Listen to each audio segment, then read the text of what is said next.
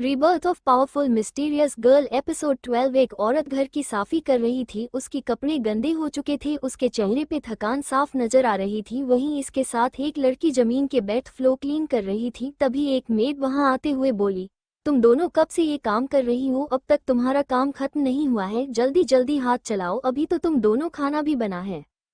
उसकी बात शान उस औरत को गुस्सा आ गया। वो गुस्से से चिल्लाते हुए जस औरत के पास आते हुए बोली, शांत, आजकल तेरी जुबान बहुत चलती है, तो शायद भूल रही है मैं इस घर की मालकिन हूं, ना कि कोई नौकर। अब आगे वो औरत अभी अपने सामने खड़ी बूढ़ी औरत को सुन ही रही थी कि तभी वो एक रौबदार आवाज गूंजी, जिसे सुन उस औरत के साथ साथ उसके बगल वाली लड़की भी कांप गई। वही वो शख्स अंदर आते हुए बोला, तुम भूल गई हो कि तुम कौन, और मुझे तुम्हें याद दिलाना होगा कि तुम कौन और इस घर में तुम्हारी औकात क्या है। ये बोल उस आदमी ने अपनी ठंडी निगाह से उस औरत को देखा। तभी उसके बगल में खड़ी लड़की बोली, डैड, आप मॉम के साथ ऐसा नहीं कर सकते।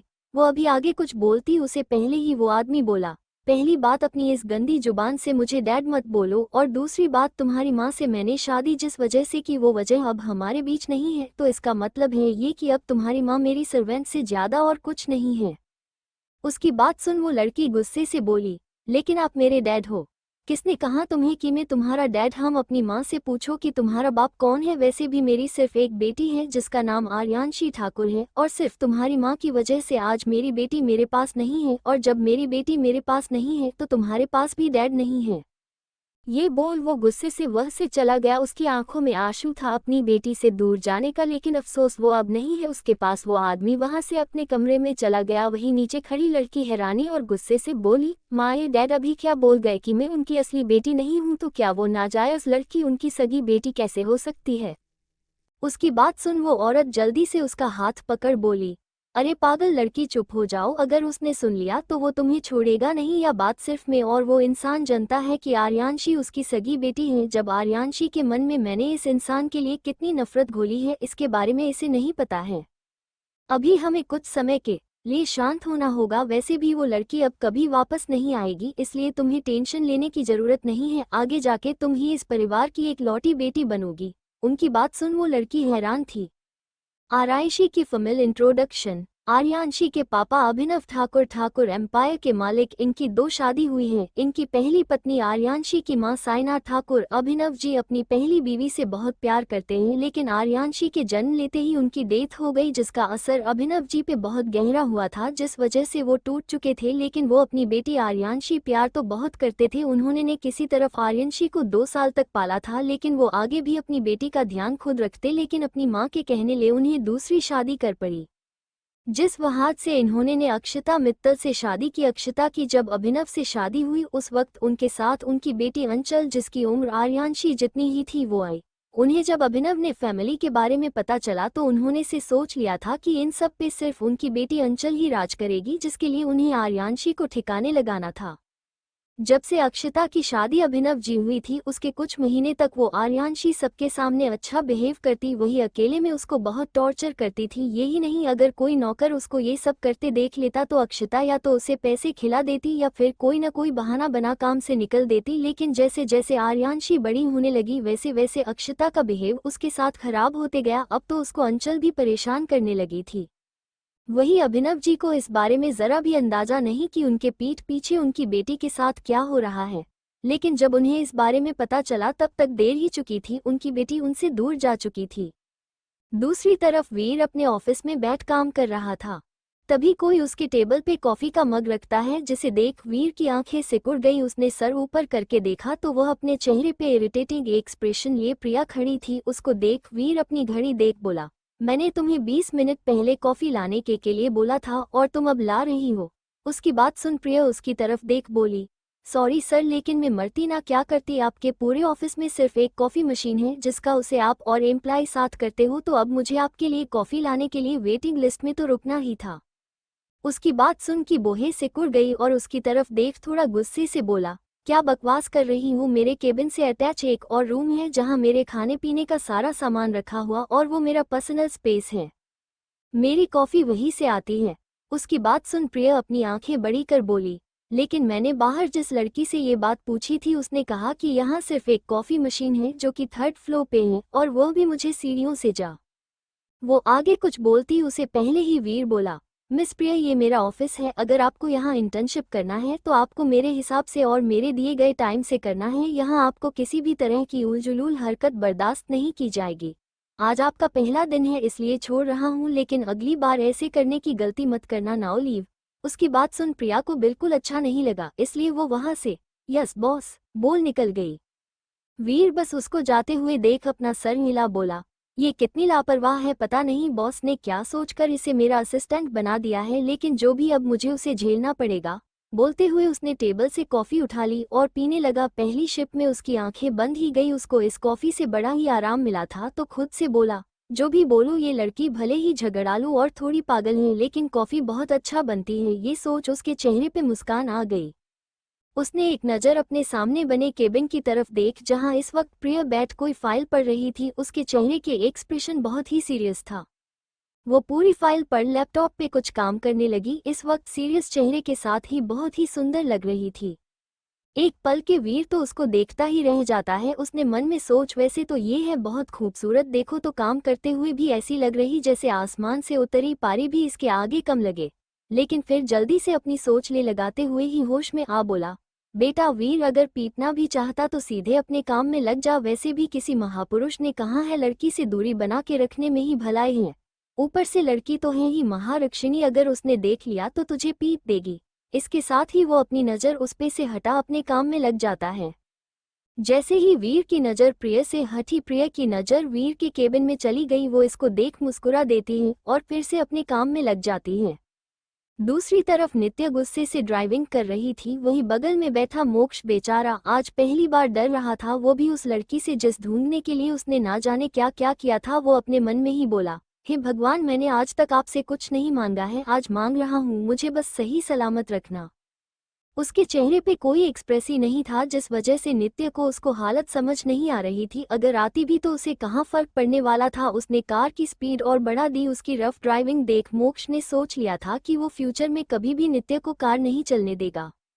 सुबह जब नित्य उसके पीछे पीछे उसको मरने के लिए भाग रही थी, उसी वक्त मोक्ष का फोन बजा था। ये देख उसने जल्दी से फोन उठा लिया। अब तक जो मोक्ष नित्य से डर रहा था, उससे बच रहा था, वो अब फोन ले एक्सप्रेशन लेस होकर सामने वाले में बात सुन रहा था, जिसे देख नित्य अपनी जगह रुक गई। कुछ देर उन पे बात कर मोक्ष बोला, नेहा चलो पहले हम नाश्ता कर लेते हैं, मुझे अभी कुछ जरूरी काम से जाना है। हाँ तो तुम जो, मैं चली जाऊंगी। नित्य ने उसकी बात सुन कहा, जिसे सुन मोक्ष को ऐसा लग नित्य अभी भी गुस्से में है। इसलिए मोक्ष ने नित्य के कुछ समझने से पहले ही उसको गोद में उठा डाइनिंग टेबल पे बैठ जाता है और नित्य को वैसे ही पकड़े खुद भी नाश्ता करता है और नित्य को भी खिलता है। ये देख नित्य चीर जाती, आखिर इस इंसान की प्रॉब्लम क्या है, ये मुझे ऐसे क्यों खिलता है।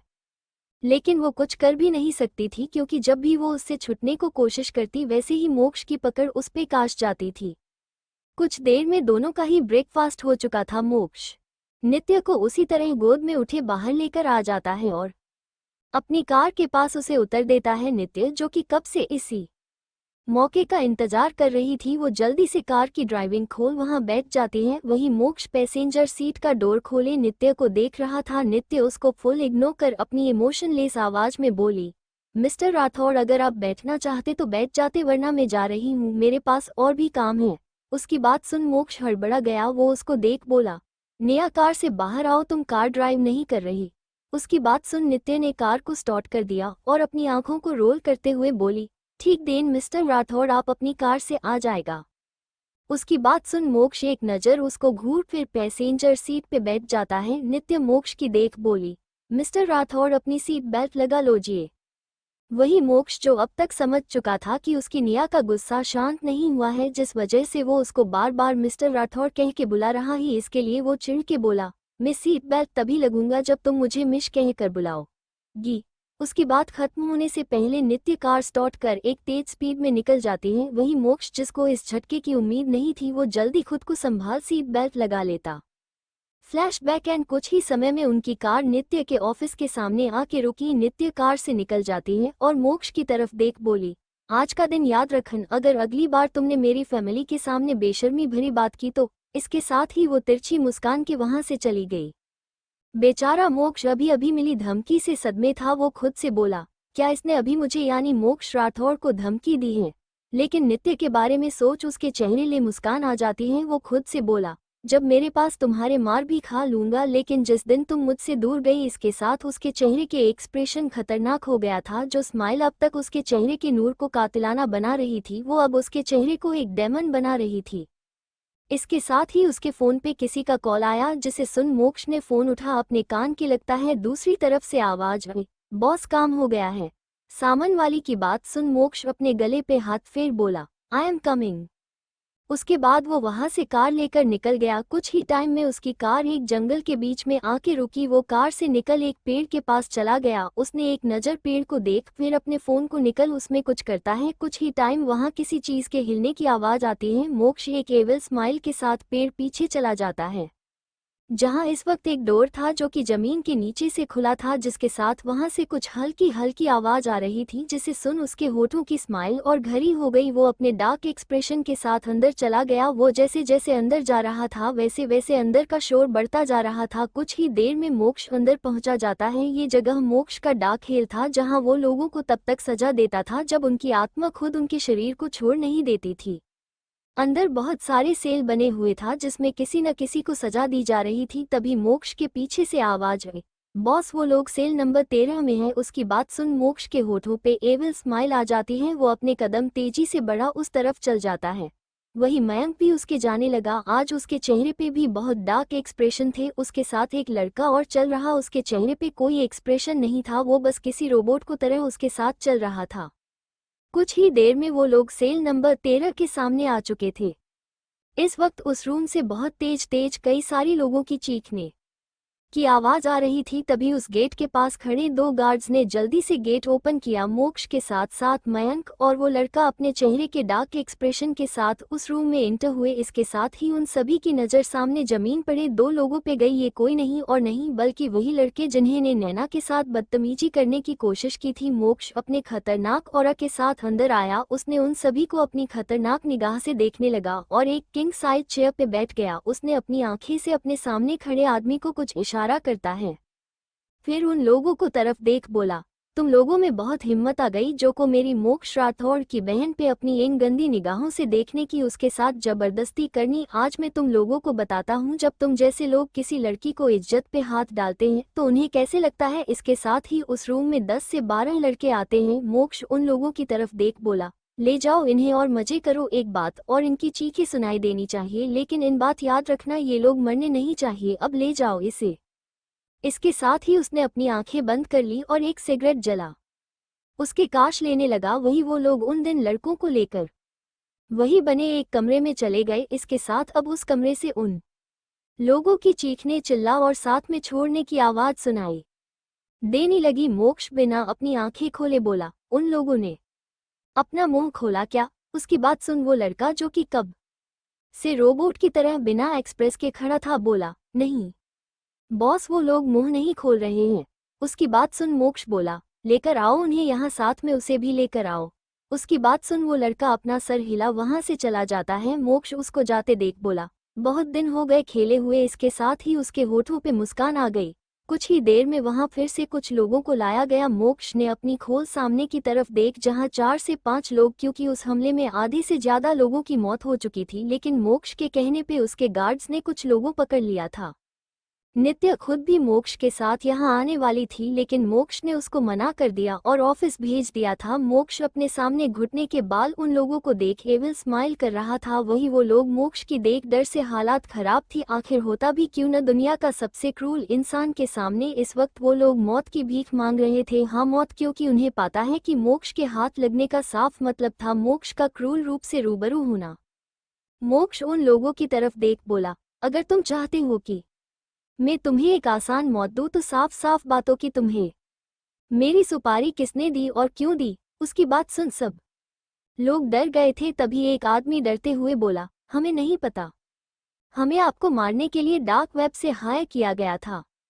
उसकी बात सुन मोक्ष बेहिसाब गुस्सा आया। वो उसकी तरफ देख देख बोला, अगर तुम लोगों मुझ पे अटैक करना ही था तो किसी भी वक्त कर सकते थे, लेकिन उसी वक्त क्यों किया? मोक्ष को इस बात की जरा भी परवाह नहीं थी हमला उसके ऊपर हुआ था, क्योंकि उसके ऊपर अक्सर कोई न कोई हमला होता ही था, बल्कि उसे इस बात का परवाह था कि उस वक्त नित्य उसके साथ अगर उसको कुछ हो जाता तो वो क्या करता। नित्य चाहे कितने भी स्ट्रांग उस दिखने की कोशिश कर रही हो, लेकिन वो शायद बहुत ज्यादा डर गई हो। आखिर कितना भी था, वो अभी अपनी फैमिली में वापस आई थी। अगर उसे कुछ होता तो क्या मुंह दिखाता सिंघानिया परिवार, ऐसी बहुत चीज उसके दिमाग में चलने लगा था। उस दिन मोक्ष की पहली बार डर का एहसास हुआ था। मोक्ष उन लोगों की तरफ देख रहा था, तभी उस रूम में किसी के गुर्राने की आवाज आई, जिसे सुन मिक्स के होती पे एविल मुस्कान आ गई। उसने उस तरफ देख जहां एक व्हाइट टाइगर खड़ा था। उसकी आंखें सुनहरी रंग की थी, जिसे वो अपने रौब से चलते हुए आकर मोक्ष के चेयर के बगल में बैठ अपना सर झुका लेता है। तभी मोक्ष के दूसरी साइड भी एक टाइगर आके बैठ गया। वो भी एक व्हाइट टाइगर थे, लेकिन उसके बॉडी पे कहीं कहीं ब्लैक स्किन थी। मोक्ष ने दोनों के सर पर अपने हाथ रख उनके सर से हिलाने लगा। वहीं उन दोनों टाइगर को देख उन गुंडों को पसीना आ चुका था। शायद वो समझ चुके थे कि आखिर यहाँ अब उनके साथ क्या होने वाले हैं, क्योंकि वो दोनों टाइगर उन लोगों को अपनी जानलेवा नजर से देख रहे थे। तभी उन दोनों टाइगर्स के कान में मोक्ष की आवाज गई, जो बोल रहा था, बच्चों, इन लोगों ने तुम्हारे डैड के साथ साथ तुम्हारी मम्मी पर भी हमला किया है, और तुम तो जानते हो ना तुम्हारे डैड तुम्हारी मम्मी से कितना प्यार करते, और मैं तुम्हारी को कितने साल से ढूंढ रहा था। उसकी बात जैसे उन दोनों टाइगर को समझ रहा था हो, वो दोनों बड़े ही ध्यान से उसकी बातें सुन अपना सर हिला देते, जिसे देख अपनी बात आगे करते हुए बहुत ही मासूम सा चेहरा बनते हुए बोला, मुझे तुम्हारी मम्मी कुछ दिन पहले ही मिला था और मैं उसे तुम दोनों से मिलने के लिए घर ला रहा था, लेकिन इन लोग की वजह ये नहीं हो पाया। वही उन टाइगर्स ने जब मोक्ष का बात सुन वो अपनी खतरनाक आंखों से उन लोगों को देखने लगा। वही उन आदमियों की जान हलक में आ चुकी थी। वो लोग उस दिन को कोसने लगे कि क्या सोचकर उन लोगों ने इस कम को अपने हाथ में लिया। वो लोग धीरे धीरे अपने कदम उन आदमियों की तरफ बढ़ाने लगे। कुछ ही देर में एक बार फिर से वहां चीख गूंज उठी। वही मोक्ष अपने सामने का नजारा देख मुस्कुरा रहा था, क्योंकि उसके बच्चों ने अपने डैड का गुस्सा ही पाया था, जिस वजह से मिश की तरह उन्हें भी बहुत जल्द गुस्सा आता था।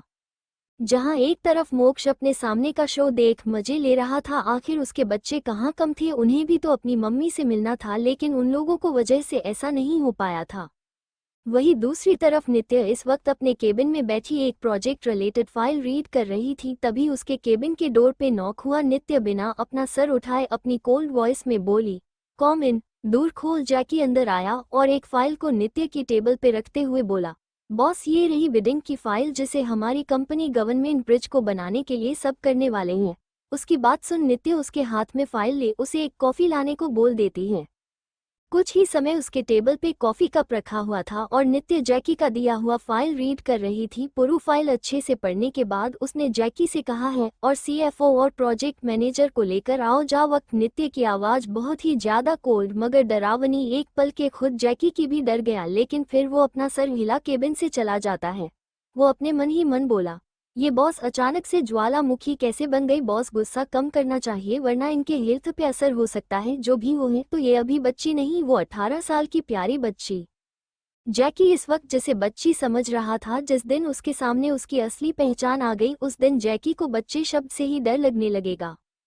कुछ देर बाद जैकी सीएफओ और मैनेजर को लेकर आ गया था। वो दोनों जब एक दूसरे को देखते हैं तो आंखों ही आंखों में कुछ बात करते हैं, फिर अपना सर हिला अंदर चले जाते हैं। केबिन में आते ही उनके अपने पूरे बदन के बहुत ही ज्यादा कपकपी महसूस हो रही थी। दोनों की नज़र सामने सीईओ के टेबल पे जाती है, जहां पे इस वक्त नित्य पेपरवेट को घुमा रही थी। उसके आसपास का ऑरा बहुत ही डोमिनेटिंग और डार्क था। वो दोनों लोग एक दूसरे को देखने लगे। वही नित्य उन लोगों को देख रही थी। नित्य उस फाइल को उनके सामने करते हुए बोली, ये टेंडर की फाइल में जो कुछ भी डिटेल है, क्या वो सही है? उसकी बात सुन सीएफओ के साथ खड़ा इंसान के चेहरे पे घबराहट आ गई, तो वही सीएफओ बिना किसी एक्सप्रेशन के बोला, हाँ बिल्कुल सही है। उसकी बात सुन नित्य अपना सर हिला बोली, फे 500D होने चाहिए थे, लेकिन इस फाइल में फे 415D शो हो रहा। क्या मैं जान सकती हूँ ऐसा क्यों है? जबकि तुम लोगों को अच्छे से पता है कि फे 415D के कारण आगे जाके हमारे काम में प्रॉब्लम हो सकती है। उसकी बात सुन सीएफओ पहले वो हैरान हुआ, लेकिन जल्दी ही अपने इमोशन पे काबू कर बोला, बॉस, हमने फाइल सही रेडी किया था, हो सकता है इसमें कहीं और से कुछ गड़बड़ की गई हो, लेकिन इसमें आप इस तरह हमें ब्लेम नहीं कर सकती हैं। हमारे आस प्रूफ है कि हमने फाइल को वैसे ही रेडी किया है जैसा अपना कहा था। आप चाहे तो मैं आपको अपने लैपटॉप में इसका फाइनल वर्जन दिखा सकता हूँ। उसकी बात सुन नित्य ने अपनी गहरी नज़र से उसकी तरफ देख, फिर उसकी नज़र उसके बगल में खड़े मैनेजर पे गई। अब निर्मल हो चुका था। नित्य ने उसके चेहरे पे एक्सप्रेशन को पहले ही देख लिया, जिस वजह से उसे समझ आ गया था यहाँ कुछ तो गड़बड़। इसलिए उसने सीएफओ और मैनेजर की तरफ देख कहा, ठीक है, मैं इस चीज़ का इन्वेस्टिगेट ही करूंगी, लेकिन फिलहाल इस फाइल को एक बार और बनाओ। इसमें जितनी भी मिस्टेक हुई है उसको करेक्ट कर मुझे फाइल वापस दो। उसकी बात सुन सीएफओ ने अपना सर हिला दिया और फाइल उठा वहां से चला गया। नित्य ने उसके जाते देख एक एविल स्माइल किया। वही वो सीएफओ और मैनेजर केबिन से बाहर निकल एक गहरी सांस छोड़ते हैं और सीएफओ मैनेजर की तरफ देख कुछ इशारा कर चला जाता है। मैनेज भी उसके पीछे उसके केबिन में आता है। रोहित जैसे ही केबिन का डोर बंद करता है उसके सर ले एक पेपरवेट आके लगा। उसने अपना सर ऊपर करके देख जहां सीएफओ अब अपनी चेयर पे बोला, रोहित तुम्हें उसके सामने इतना घबराना नहीं चाहिए था। अगर उसे तुम पे शक होता तो क्या होगा तुम्हें भी पता है। उसकी बात सुन रोहित, जो कि कल ही मैनेजर के पोस्ट पे आया था, उसने अपना सर नीचे कर बोला, सॉरी बॉस, आगे से ऐसा नहीं होगा। उसकी बात सुन सीएफओ इस बार थोड़ा गुस्से से बोला, सॉरी माय फुट, तुम मुझसे किस किस बात के लिए सॉरी बोलोगे? हाँ बताओ मुझे। जब मैंने तुम्हें कहा था कि फाइल में सब कुछ वैसे ही दिखाना जैसा मैंने कहा था, तो फिर तुमने इसमें ये क्या किया है? उसकी बात सुन रोहित बोला, सॉरी सर, मैंने ऐसे कभी किसी को धोखा नहीं दिया है, इसलिए मेरे से ऐसी गलती हो गई। मैं आगे याद रखूंगा, यही अच्छा होगा तुम और तुम्हारे परिवार के लिए। उसकी बात सुन रोहित बोला, बॉस प्लीज मुझे एक लास्ट चांस दे दो, मैं प्रॉमिस करता हूँ आगे से ऐसा नहीं होगा। उसकी बात सुन सीएफओ कुछ देर उसको देखता है और फिर फाइल उसके सामने करते हुए बोला, ले जाओ इसे और सही करो। उसकी बात सुन वो अपना आर हिला देता है, फिर कुछ सोचकर बोला, लेकिन बॉस क्या ने उस प्लान को ड्रॉप कर दिया है? उसकी बात सुन सीएफओ अपने होठों पे एक मुस्कान के साथ बोला, बिल्कुल नहीं, मैंने सिर्फ फाइल सही करने के लिए कहा है, प्लान तो वैसा ही रहने वाला है। उसकी बात सुन रोहित फाइल लेकर केबिन से बाहर निकल जाता है। वो एक नज़र सीएफओ के केबिन की देखता है, फिर अपने हाथ के फाइल को देखता है। उस फाइल को देख उसके होठों पे एक मुस्कान आ जाती है और वो वहां से निकल अपने फ़ोन से किसी को कुछ मैसेज भेजता है। दूसरी तरफ आज आर्यन अपने कंपनी एल सॉल्यूशन में आया था। इस कंपनी का सिर्फ एक गोल और विजन था कि कोई भी हॉस्पिटल जहां पे इस वक्त अभी भी अच्छी ग्रोथ नहीं हुई थी या फिर हेल्थ चेकअप के लिए अभी भी अच्छी मशीन और सोर्स नहीं था, वहां वो उसे प्रोवाइड करना था ताकि उस जगह या हॉस्पिटल के पेशेंट को एक अच्छी फैसिलिटी और सही ट्रीटमेंट मिले। उसकी इसी विजन ने आज उसको ऐसे के टॉप बिजनेसमैन के लिस्ट में खड़ा किया था। आर्यन अपने केबिन में बैठा फाइल रीड कर रहा था, तभी उसके केबिन का डोर नॉक हुआ, जिसे सुन उसने अपनी कोल्ड वॉइस में कॉमेंट कहा, जिसे सुन डोर के दूसरी साइड से डोर ओपन कर आर्यांशी अंदर आए और आर्यन के टेबल के एक फाइल रखते हुए बोली, बॉस आज का शेड्यूल, और फिर अपने हाथ में समय देख बोली, 1 घंटे बाद आपकी मीटिंग सा हॉस्पिटल फाउंडर साथ आपकी मीटिंग है। उसकी बात सुन वो अपना सर हिला बोला, ठीक है जाओ और मीटिंग की तैयारी करो। एक बात और, आज के मीटिंग में तुम मुझे असिस्ट करने वाली हो तो जाओ और तैयारी करो। उसकी बात सुन आर्यांशी थोड़ी नर्वस हो गई। आखिर होती भी क्यों न, उसने कभी ये जॉब नहीं की, पिछले महीने ही तो वो उसकी असिस्टेंट बनी थी और तब से लेकर अभी तक वो बस उसके साथ उसे शेड्यूल को रेडी करना, काफी लाना, बस यही तक उसका काम था। इसलिए वो थोड़ी नर्वस थी, लेकिन वो आर्यन को यस बॉस बोल केबिन से बाहर निकल जाती है। उसके जाते ही आर्यन उसको एक स्माइल करता है और बोला, पता है तुम्हें लोगों पे ट्रस्ट और बात करने में डर लगता है, बस तुम्हारी इसी डर को खत्म कर तुम्हें काबिल बना हज मेरे नहीं बल्कि उसके जिस पे तुम्हारा हक है, बटरफ्लाई। इसके साथ ही वो एक बार फिर से अपने काम में लग जाता है। वही आर्यांशी अपने केबिन में इधर से उधर घूम रही थी। वो खुद से बात करते हुए बोली, आर्यांशी तू ये कर सकती है, वैसे भी मीटिंग में ही तो जाना है ना, कौन सा मुझसे कोई प्रेजेंटेट देना है, मुझे बस मीटिंग में कुछ इंपॉर्टेंट बातें ही तो नोट करनी है, तू कर सकती है। हाँ मैं कर सकती हूँ। ये बात उसने अपने केबिन से बाहर देखते हुए कहा था, जहाँ से मुंबई सिटी नजर आ रही थी। वही अपने केबिन में बैठा आर्यन आर्यांशी को देख रहा था। उसके होठों पे एक मुस्कान थी। वो बोला, अरे मेरी बटरफ्लाई खुद को मोटिवेट कर रही है, अब देखते उसकी ये मोटिवेशन कब तक उसके साथ रहती है।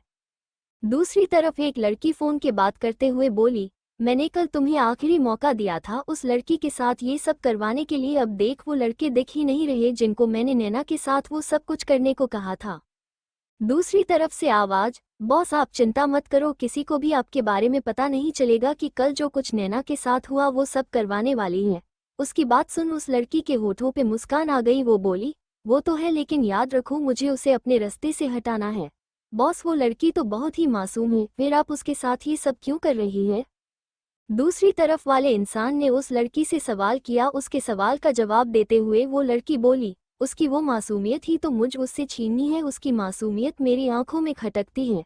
दूसरी तरफ वाला इंसान बोला, अगर मोक्ष राठौर को कभी इस बारे में पता चला तो क्या होगा? उसको कभी जूसी आता नहीं चलेगा। बस तुम काम पे ध्यान दो, एक बात याद रखन, कुछ दिन शांत रहो, बस नैन पे नजर रखते रहना। ओक बॉस, उस लड़की के ऑर्डर सुन दूसरी साइड वाला इंसान बोला और फोन कट गया। वो लड़की फिर अपने सामने वाले वॉल को देखती है जहां के पूरी राठौड़ फैमिली की फोटो लगी हुई थी। वो लड़की नैना के फोटो को देख बोली, तुम उस घर के लोगों की सबसे बड़ी कमजोरी हो। एक बार, बस एक बार मैं तुम्हें उस परिवार से अलग कर दूं जिसके बाद सब टूट जाएंगे। अपनी पहली बेटी को तो वो लोग खो चुके, उन्होंने ने तुम्हें देख जैसे तैसे खुद को संभाल लिया, और मोक्ष बेचारा जिनसे अपनी बड़ी बहन के बाद अपने माँ बाप से भी रिश्ता तोड़ लिया था, सोचो तुम्हारे बाद वो क्या करेगा। अगर मैं सही हूँ तो वो सबसे ज्यादा टूट जाएगा। इसके बाद मैं एक एक करके तुम्हारी पूरी फैमिली को तबाह कर दूंगी। ये बोलते हुए उस लड़की के होठों पे स्माइल आ जाती है। एज सोल्यूशन, इस वक्त एज सोल्यूशन के कॉन्फ्रेंस रूम में आर्यांशी और आर्यन बैठे हुए थे, उनके साथ उनके कुछ मैनेजर भी। आर्यन अपनी वॉच में टाइम देखते हुए बोला, अभी शाह हॉस्पिटल के फाउंडर आने में वक्त लगेगा, इसलिए आर्यांशी आज की प्रेजेंटेशन तुम दोगी। याद रहे ये मीटिंग मेरे बहुत जरूरी है, इसलिए आज तुम इसे प्रेजेंट करोगी। अभी सारी इंपॉर्टेंट बातें मैं तुम्हें बात देता हूँ, जैसे तुम प्रेजेंट अच्छे से दे पाओगी। उसकी बात सुन आर्यांशी थोड़ी घबरा गई। वो थोड़ा घबराते हुए बोली, लेकिन बॉस हर बार तो रवि सर प्रेजेंटेशन देते हैं ना। उसकी बात सुन आर्यन अपनी आंखें छोटी कर बोला, मिस आर्यांशी क्या आप भूल रही हैं, रवि आज यहाँ नहीं है, इसलिए मैं आपको ये प्रेजेंटर देने के लिए बोल रहा हूँ। और शायद आप भूल गई, लेकिन मैं आपको याद दिल देता हूँ कि आप भी मेरी असिस्टेंट हैं, इसलिए आज की ये प्रेजेंटेशन आप देने वाली हैं। उसकी बात सुन अब जाके कि आर्यांशी को याद आता है कि रवि किसी काम से जर्मनी गया है, जिस वजह से अब ना चाहते हुए भी उसे इस मीटिंग में प्रेजेंटेशन देना होगा। उसके मासूम सा चेहरा बना आर्यन की तरफ देखा, जो कि उसको ही देख उसके सामने एक फाइल करते हुए बोला, ये रही इस मीटिंग की सारी डिटेल्स, मुझे यकीन है तुम पे कि तुम ये काम कर लोगी और ये डील हमें ही मिलेगी। आर्यन की बात सुन आर्यांशी उसे देखने लगी, जो कि अपनी पलकें झपका उसको सांत्वना दे रहा था।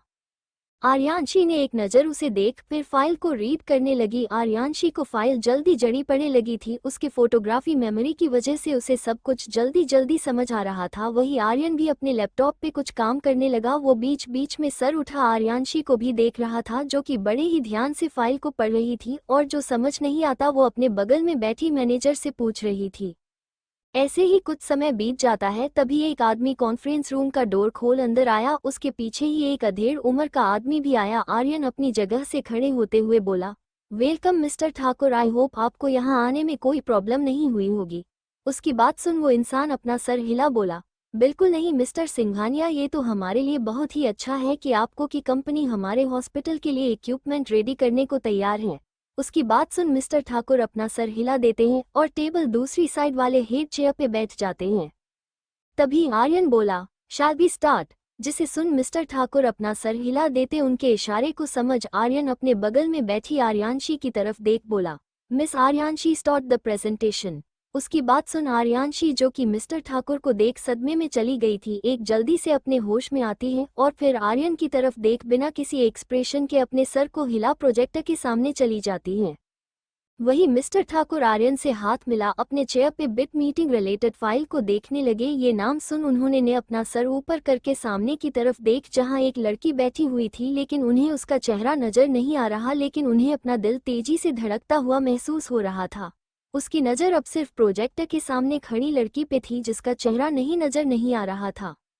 दूसरी तरफ मोक्ष अपने केबिन में बैठा काम कर रहा था। तभी उसके केबिन के डोर पे नॉक हुआ, जिसे सुन मयंक बिना अपना सर ऊपर किए बोला, कम इन। उसकी आवाज़ सुन डोर के दूसरी साइड खड़े मयंक ने डोर खोल अंदर आते हुए बोला, बॉस ये आज की इंटरव्यू की फाइल है और मिस निधि ने भी सीक्रेटली डिपार्टमेंट के लिए अप्लाई किया है।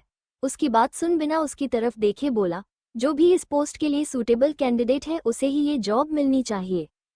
उसकी बात सुन मयंक एक नज़र उसको देखता है, फिर वहां से अपना सर हिला चला जाता है। उसके जाते ही मोक्ष, जो कि अब तक अपने लैपटॉप में काम कर रहा था। वो अपना सर ऊपर कर एक सिगार अपने होठों के बीच रख उसे जला ग्लास वाल के पास खड़े हो काश लेने लगा। उसने ग्लास वाल से नीचे देख जहां सब लोग बहुत ही छोटे नजर आ रहे थे। मोक्ष उन लोगों ध्यान से देख रहा था। तभी उसके एक साइड जाती है जहां एक लड़का हाथ में फाइल लिए ऑफिस को देख रहा था। मोक्ष भले ही इस वक्त अपनी ऑफिस के टॉप फ्लोर से उस लड़के को देख रहा था, लेकिन उसकी आंखों की और चेहरे ले निराशा साफ देख सकता था। तभी उसने देख कि वो लड़का धीरे धीरे अपने कदम पीछे की तरफ बढ़ा रहा था, जिसे देख मोक्ष की बोहें सिकुड़ गई, क्योंकि वो लड़का अपने कदम बढ़ाते हुए मेन रोड की तरफ जा रहा जैसे उसने अपने अंदर की हिम्मत हार ली हो। वो उस बिल्डिंग की तरफ देख, ये कंपनी मेरी लास्ट हॉप थी मेरी माँ के इलाज के लिए, लेकिन अब जब वो ही नहीं रहेगी तो मैं क्या करूँगा। इसके साथ वो मुस्कुरा देता है। वही मोक्ष जिसने उसकी लिपसिंक को अच्छे से समझ लिया था, उसकी आंखें बड़ी हो गई। वो माफिया किंग था, उसके लिए किसी के लिप्स पढ़ना मुश्किल नहीं था। वो खुद से बोला, क्या ये लड़का पागल है। उसके बाद उसने जल्दी से अपना फोन निकल नीचे अपने गार्ड्स को कॉल करता है जो कि अभी भी उस अटके को धक्का दे रहे थे। उसमें जैसे ही एक गार्ड का फोन की आवाज सुन जल्दी से अपना फोन निकल के देखता था जहां पे बॉस नाम शो हो रहा, जिसे देख उसने बिना किसी देर के फोन पिक कर लिया। मोक्ष अपने केबिन से निकल बाहर जाते हुए बोला, उस लड़के को अभी के अभी इंटरव्यू रूम में भेजो। उसकी बात सुन गार्ड्स हैरान हो गए, क्योंकि ये पहली बार था जब मोक्ष ने कुछ ऐसा कहा था, लेकिन फिर जल्दी होश में आ वो लोग उस लड़के को अंदर भेज देते हैं। वो लड़का जो कि कब से अंदर इंटरव्यू देने के लिए स्ट्रगल कर रहा, क्योंकि वो जब यहाँ आया था कोई हुई गार्ड्स एवं रिसेप्शनिस्ट ने भी उसे उसके कपड़े से जज करके ऑफिस से बाहर निकल दिया था, ये बोलकर कि उसकी औकात नहीं है इस कंपनी में काम करने की, जिस वजह से वो इंटरव्यू नहीं दे पाया था। लेकिन जब गार्ड्स ने सिर्फ किसी के कॉल से अब उसको अंदर भेज रहे थे। इस बार रिसेप्शनिस्ट ने भी कुछ नहीं, वो बस एक अजीब सा चेहरा बना उस लड़के को देख रही थी। गार्ड्स उस लड़के को सीधा लिफ्ट में भेज देते और उसको 68 फ्लोर का बटन प्रेस कर इंटरव्यू रूम का रास्ता बता देते हैं, जिसे सुन वो लड़का वैसा करता है और कुछ समय बाद वो इंटरव्यू रूम में होता है जहाँ पे इस वक्त मोक्ष था। वही साइड में मयंक भी खड़ा था।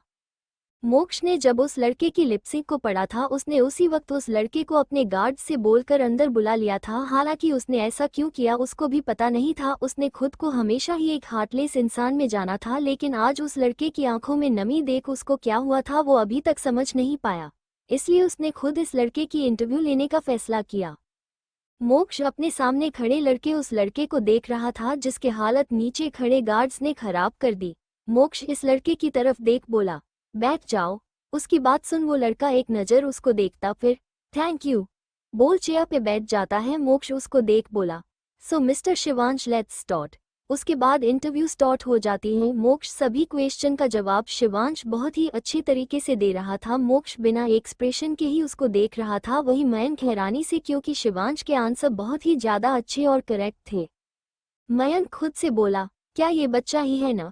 मयंक ने ये सवाल इसलिए किया था क्योंकि वो लड़का शिवांश अभी खुद 20 साल का था और उसको बिजनेस की बहुत ज्यादा नॉलेज थी। लगभग 1 घंटे बाद इंटरव्यू खत्म होती है। मोक्ष शिवांश की तरफ देख बोला, impressive mister Shivansh, last question, tell me about your family. उसकी बात सुन शिवांश के चेहरे पे दर्द नजर आने लगे, लेकिन जल्दी ही अपने एक्यूरेसी पे काबू कर बोला, I have 4 members in my family including me. मेरे पापा एक ड्राइवर थे बट वो इस समय जेल में है और मेरी मम्मी है। लास्ट पर्सन कौन है तुम्हारी फैमिली। उसकी बात सुन शिवांश बोला, मेरी बड़ी बहन, लेकिन वो अब इस दुनिया में नहीं है। तुम साल पहले वो मुझे और मेरी फैमिली को छोड़ के चली गई। इसके साथ ही उसकी आंखों में आंसू आ गए। उसको देख मोक्ष ने उसके सामने पानी ग्लास किया। इसके चेहरे पे कोई एक्सप्रेशन नहीं था। उसने शिवांश से कहा, और तुम्हारे डैड को जेल क्यों हुई। उसकी बात सुन शिवांश एक नज़र उसको देखता है, फिर अपने सर को नीचे करके बोला, मेरे डैड पे खून करने का इल्जाम लगा है, लेकिन मेरे डैड बेकसूर है, उन्हें फंसाया गया है। उसकी बात सुन मोक्ष अपनी आईब्रो चढ़ते हुए बोला, और तुम्हें ऐसा क्यों लगता है। मोक्ष को उसके दर्द से पता नहीं क्यों फर्क पड़ रहा था। उसका दिल कर रहा कि वो उस लड़के की हेल्प करे, इसलिए उसने उस लड़के से सवाल किया था। उसके सवाल सुन वो लड़का बोला, आज से 3 साल पहले मेरे डैड यहाँ के एमएलए यहाँ ड्राइवर का काम करते थे। उस वक्त मेरी बहन प्रेग्नेंट थी, उनका 8 मंथ स्टॉट था। एक रात उन्हें बहुत तेज फीवर हो गया था, हम लोग परेशान हो गए थे। उसी वक्त डैड को मला का फ़ोन जो कि उन्हें कहीं जाने के लिए बुला रहा था। डैड उन्हें दी कंडीशन के बारे में अच्छे समझाया और उनसे रिक्वेस्ट किया वो उन्हें हॉस्पिटल पहुँचाने में उनकी हेल्प करे। एमएलए को भी डैड की बात समझ आ गई और वो दी को हॉस्पिटल अपनी कार ले जाने के लिए मान गए, लेकिन शायद उस दिन हमारी किस्मत खराब थी क्योंकि एमएलए का मुंबई से बाहर था, इसलिए उन्होंने ने हमें एक घर प्रोवाइड किया जो कि उन्हें घर से थोड़ी ही दूरी पे थी। उस रात हाईवे पे डैड एमएलए की ड्राइव कर रहे, वही मेरी बहन फीवर की वजह से बेहोश हो चुकी थी। डैड टेंशन से कार ड्राइव कर रहे थे कि तभी उन्होंने ने देख कुछ लोग जो कि हाथ में गन लिए उनकी तरफ पॉइंट किए हुए खड़े थे। ये देख डैड ने जल्दी से अपनी कार को घुमा लिया जिससे कार की एक पेड़ से टक्कर हो। उस टक्कर का इम्पैक्ट बहुत ज्यादा, धीरे धीरे वहां कुछ लोग आ गए थे जिसे देख वो लोग जो कि गुन लिए खड़े थे उन्होंने ने जल्दी से एक आदमी ने गन से एमएलए को शूट कर दिया। मेरे डैड जो कि बेहोश हो चुके थे वो मेरी दी के चिल्लाने की आवाज से होश में आते हैं। उन्होंने देख कि दी पेट को पकड़ जोर जोर से चिल्ला रही थी। डैड समझ गए थे कि दी को लेबर पेन शुरू हो चुका है, इसलिए वो जल्दी से कार से बाहर निकलकर का डोर ओपन करते हैं। लेकिन ठीक उसी वक्त पुलिस की कार वहां आ जाती और एक मेरे डैड को एमएलए के मर्डर के इल्जाम में गिरफ्तार कर लेते हैं।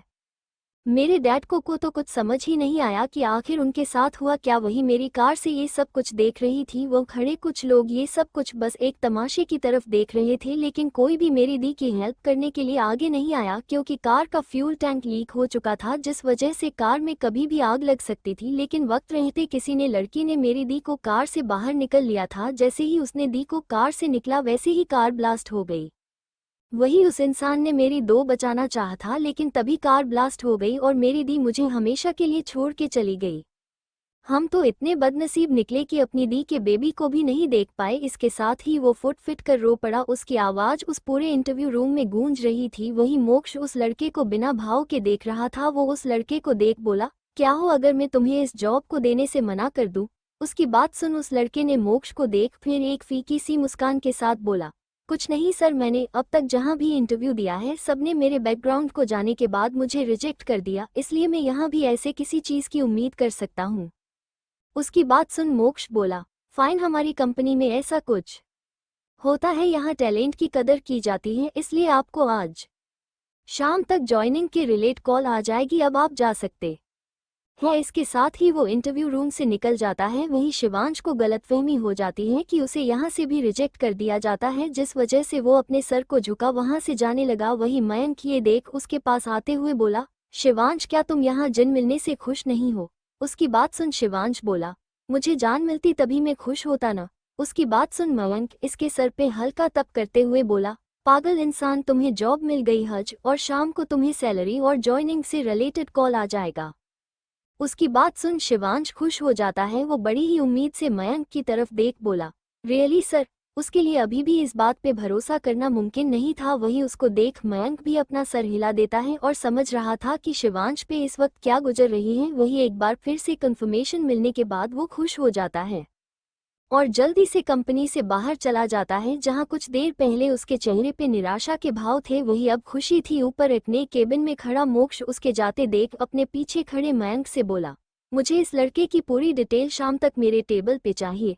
उसकी बात सुन वो अपना सर हिला देता है और उसके केबिन से बाहर चला जाता है। आर्यांशी इस वक्त प्रोजेक्टर के सामने खड़ी थी। स्पॉटलाइट उसके चेहरे के पड़ रही थी। उसने सामने की तरफ देख जहां उसकी नज़र पहले मिस्टर ठाकुर पे गई, फिर आर्यन पे जो कि उसको इशारे से ही ऑल द बेस्ट बोल रहा था। वही मिस्टर ठाकुर के दिल में एक टीस सी उठी। उन्हें आर्यांशी का नजरअंदाज खल रहा था, लेकिन बिना अपने चेहरे पे कोई एक्सप्रेशन, वो बस एक तक आर्यांशी को देख रहे थे। वही आर्यांशी ने एक घड़ी सांस ली और उसके साथ ही प्रेजेंटेशन स्टार्ट कर दी। वो बहुत अच्छे से एक एक पॉइंट को प्रेजेंटेशन में समझा रही थी। वही आर्यन खुश था क्योंकि आर्यांशी बहुत ही अच्छे से पूरा प्रेजेंटेशन दे रही थी। आर्यन के साथ साथ मिस्टर ठाकुर भी आर्यांशी की प्रेजेंटेशन से इम्प्रेस नजर आ रहे थे। लगभग आधे घंटे बाद आर्यांशी अपना प्रेजेंटेशन खत्म करती है और सबको थैंक यू बोल फिर से आर्यन के बगल वाले चेयर पे बैठ जाती है। वही आर्यन एक नज़र आर्यांशी को देखता है, फिर मिस्टर ठाकुर को, जिनकी नज़र आर्यांशी और ही टिकी हुई। उसके होठों पे एक मुस्कान आ जाती है, लेकिन जल्दी ही वो उन्हें छुपा बोला, सो मिस्टर ठाकुर आपको प्रेजेंट कैसी लगी? उसकी बात सुन मिस्टर ठाकुर अपने जोश में आते हैं और आर्यन की तरफ देख बोले, बहुत अच्छी है, हम आपके साथ ये डील करेंगे। आज से हमारी सभी हॉस्पिटल में आपकी एयर सोल्यूशन से ही इक्विपमेंट जाएगी। उनकी बात सुन आर्यन अपने हाथ बड़ा बोला, thank you miss Thakur. Mister Thakur भी उसके हटवा से अपना हाथ मिला लेते हैं। वो आर्यन की तरफ देख बोले, इसमें थैंक यू बोलने वाली कोई बात नहीं है, आखिर आपकी और आपके कंपनी को एम्प्लॉय मेहनत का ही नतीजा है, उसे तो सक्सेस होना ही था। उसकी बात सुन आर्यन ने अपनी तिरछी नज़र से आर्यांशी को देख, जो कि सिर्फ अपना सर झुकाए बैठी थी। ये देख आर्यन के दूसरे हाथ की मुट्ठी कस गई। उसके आर्यांशी का झुका हुआ सर अच्छा नहीं लग रहा था। उसने एक नज़र उसे देख फिर मिस्टर ठाकुर की तरफ देख बोला, अगर आप माइंड ना करें तो क्यों न साथ में लंच कर लिया जाए, वैसे भी टाइम तो हो ही गया है। उसकी बात सुन मिस्टर ठाकुर भी बिना वक्त गवाए बोले, ठीक है चलिए। आर्यन आर्यांशी की तरफ देख बोला, मिस आर्यांशी चलिए। उसकी बात सुन आर्यांशी के हाथों की मुट्ठी कस गई, जिसका साफ मतलब था कि वो उन लोगों के साथ नहीं जाना चाहती थी। लेकिन फिर एक बड़ी सांस लेकर अपनी जगह से उठ एक फीकी स्माइल के साथ चली गई। कुछ देर में वो लोग एक रेस्टोरेंट में थे। आर्यांशी और आर्यांशी एक दूसरे के बगल में बैठे थे। वही मिस्टर ठाकुर और उनका असिस्टेंट उनके सामने वाले चेयर पे बैठे हुए थे, लंच कर रहे थे। जहां मिस्टर ठाकुर बीच बीच में आर्यांशी को देख रहे थे, वही आर्यांशी उनसे अपनी नज़र चुरा रही थी। आर्यन की नज़र कभी मिस्टर ठाकुर पे जाता तो कभी आर्यांशी पे। कुछ सोचकर उसने अपना फ़ोन टेबल से उठा बोला, मैं आता हूँ। ये बोल वो वहां से फ़ोन लेकर चल जाता है। वहीं मिस्टर ठाकुर ने अपने बगल में आने असिस्टेंट को देख आंखों से कुछ इशारा करता है, जिसे समझ उनका असिस्टेंट वहां से चला जाता है। उसके जाते ही मिस्टर ठाकुर आर्यांशी की तरफ देख बोले, आर्यांशी बेटा तुम कैसी हो, तुम्हें पता है तुम्हें यहाँ देखकर मुझे कितनी खुशी हुई, मैंने तो सोच कि मैंने तुम्हें खो दिया। उनकी बात सुन आर्यांशी बिना भाव के उन्हें देखते हुए बोली, मिस्टर ठाकुर मुझे नहीं लगता मैं आपको जानती हूँ, इसलिए मैं आपको अपने बारे में बताना जरूरी नहीं समझती, खास तब जब मैं उस इंसान को जानती नहीं। उसकी बात सीधा मिस्टर ठाकुर के दिल में लगी। उन्होंने ने अपनी आंखों में उदासी लिए बोले, आर्यांशी बेटा मैं जानता हूँ तुम मुझसे नाराज हो, मुझसे नफरत भी करती हो, लेकिन फिर भी तुम ये बात झुठला नहीं सकती नहीं कि मैं तुम्हारा पापा हूँ। उनकी बात सुन आर्यांशी अपने प्लेट में अपना स्पून रखते हुए बिना भाव के बोली, मिस्टर अभिनव ठाकुर मैं अनाथ हूँ और जहाँ तक मुझसे याद है आपकी सिर्फ एक बेटी है जो कि आपका असली खून है, ना कि मैं और मेरी माँ पहले भी आपकी लाइफ में एग्जिट नहीं करते थे और नहीं आज करते हैं। मेरे दिल में पहले आपके लिए प्यार तो नहीं था, लेकिन एक इज्जत थी। ले आप और आपके परिवार ने जो मेरे साथ किया है उसके बाद आप मेरे कुछ नहीं लगता है। आप एक धोखेबाज इंसान है जो कि पहले से शादीशुदा होकर और फिर दोबारा मेरी माँ से शादी की, इसलिए मेरे ऊपर अपना ये झूठा प्यार दिखाने की कोशिश ना करें। मुझे सारी सच्चाई पता है। आप तो शायद मुझे देख खुश नहीं है, मैं ये भी जानती हूँ। आखिर आप और आपकी फैमिली ने मुझे पूरे 50 लाख में बेचा जो था, और अब आप मुझसे यहाँ देख शौक है कि मैं बच कैसे गई। बोल बोलते आर्यांशी की सांस तेज हो गई, वो उसे एंग्जाइटी होने लगी थी, उसकी सांसें भी ऊपर नीचे होने लगा। तभी वो आर्यन आ गया। आर्यांशी की हालत देख वो सकपका गया। वो जल्दी से अभिनव ही की तरफ देख बोला, मिस्टर ठाकुर हमें अब जाना होगा। उसकी बात सुन मिस्टर ठाकुर जो कि आर्यांशी के पापा अभिनव ठाकुर थे, वो अपनी सोच में खोए हुई ही अपना सर हिला देते हैं। आर्यन ने एक नज़र उन्हें देखा जो इस वक्त अपने चेहरे पे बिना कोई एक्सप्रेस के एक तक आर्यांशी को देख रहे थे, लेकिन उनकी आंखों में आर्यांशी के लिए फिक्र और टेंशन, प्यार जैसे कई भावना देखी जा सकती थी। वो इस वक्त बस आर्यांशी की बात को प्रोसेस करने लगे थे, इसलिए उनका ध्यान इस वक्त आर्यांशी पे नहीं गया, क्योंकि वो अपना सर झुका रखा था और अपनी सोच में घूम थे। जब उन्होंने ने आर्यन की आवाज़ सुनी तो अपना सर ऊपर करके देखा, जिससे उनके चेहरा का रंग उड़ गया। अपनी बेटी की ऐसी हालत देख उनका दिल टूट रहा था। वो आर्यांशी को अपने गले लगाना चाहते थे, उसे और बात करना चाहते थे, उससे माफ़ी मांगना चाहते थे, लेकिन वो अपनी जगह से हिल भी नहीं पा रहे थे। आर्यन उन्हें एक नज़र देख आर्यांशी के साथ निकल जाता है। उसके जाते ही अभिनव जी का असिस्टेंट उनके पास आ बोला, बॉस चलिए हम भी अब चलना चाहिए। उसकी बात सुन अभिनव अपने होश में आया। उसने अपने सामने देखा जहां कोई नहीं था। वो अपने असिस्टेंट की तरफ देख बोले, प्रिंसेस मेरी प्रिंसेस कहाँ गई, वो अभी तो यहाँ बैठी हुई थी। उसकी तबीयत ठीक नहीं थी और वो मुझसे क्या बोल कर गई। इस वक्त मिस्टर ठाकुर अपने सर को पकड़ उसी टेबल पे बैठ गए। अचानक उनके दिमाग में एक बात गूंजी, आप और आपकी फैमिली ने मुझसे 50 लाख में बेचा है। आपका और मेरा कोई खून का रिश्ता नहीं है। आप एक धोखेबाज इंसान हैं। पहली शादी होते हुए भी आपने ने मेरी माँ को अपने प्यार के जाल में फंसाया है।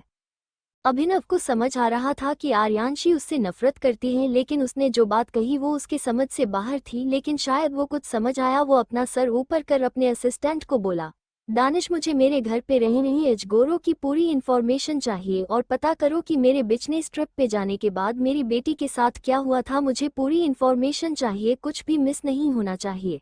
उनकी बात सुन दानिश जो कि अभिनव जी का असिस्टेंट कम दोस्त था, उन्होंने ने अपना सर हिला दिया। उसके बाद दोनों वहां से निकल गए।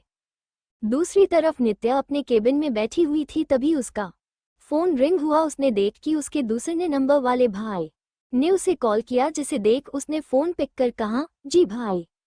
दूसरी तरफ आर्यन अपने जो कि इस वक्त अपनी कार में था। नित्य की आवाज उसे दुनिया की सबसे प्यारी आवाज लगी। वो खुद को मुस्कुराने से रोक नहीं पाया और अपने चेहरे मुस्कान के साथ बोला, मुझे यहाँ आए कितना दिन हो गया, लेकिन तुम्हें तो अपने काम से फुर्सत ही नहीं है, इसलिए मैं तुम्हें लेने तुम्हारे ऑफिस के नीचे आया हूँ। तो तुम जल्दी से नीचे आ जाओ, आज हम साथ टाइम स्पेंड करेंगे, क्योंकि उसके बाद डैड ने हमें डिनर पे भी इन्वाइट किया है। अपने भाई की शिकायत सुन नित्य मुस्कुरा देती है और बोली, ठीक है भाई, मैं आती हूँ।